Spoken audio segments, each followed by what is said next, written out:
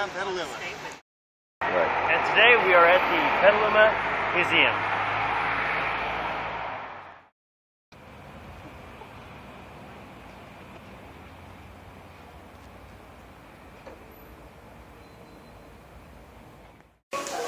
So we made it over here to the Petaluma History Museum, and you can't really do much filming because apparently we needed to ask for permission and do that in advance, so we're just going to do everything on the sly.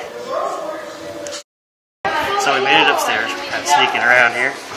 It's pretty cool. They're remodeling the place, and we're going to try to get some more pictures and maybe even a little video footage if we can be sneaky about it. Very good. So the first thing that we're going to talk about is the dome that you immediately see as soon as you walk into the History Museum. Now the building was built in 1904, and the dome was built around the same time, placed in there.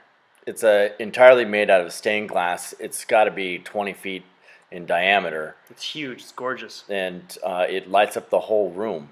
Apparently, during the 1906 earthquake, actually, so it must have been before 1906.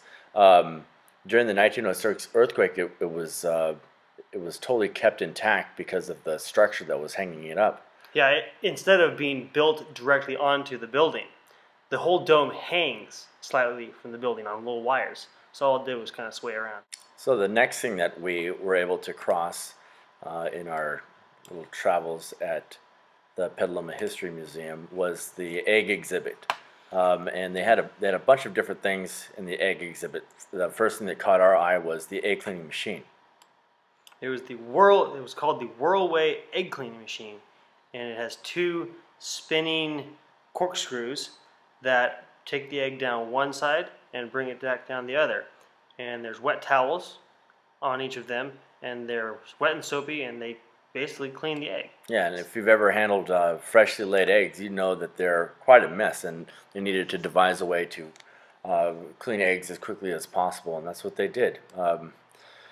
The reason why they had to devise this type of machine was because of a man named Lyman Bice. Lyman Bice was an inventor, and in Petaluma, he invented an egg incubator, and thus Petaluma became one of the poultry and egg capitals of the world.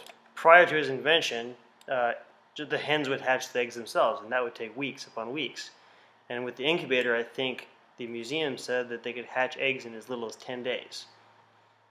So nevertheless, they needed to invent an egg cleaning machine, amongst other things. Petaluma became, again, like we said, the egg capital of the world, and many things were invented, including pharmaceuticals or drugs to make sure that the eggs and the chickens were healthy. And in this particular picture, you can see that within an area of 8 miles, a radius of 8 miles, there were over 10 million chickens. And Petaluma put out somewhere in the range of, I think, 28 million dozen eggs in 1 year. The last thing that we'll talk about is the old adobe, which is off of Casa Grande Road.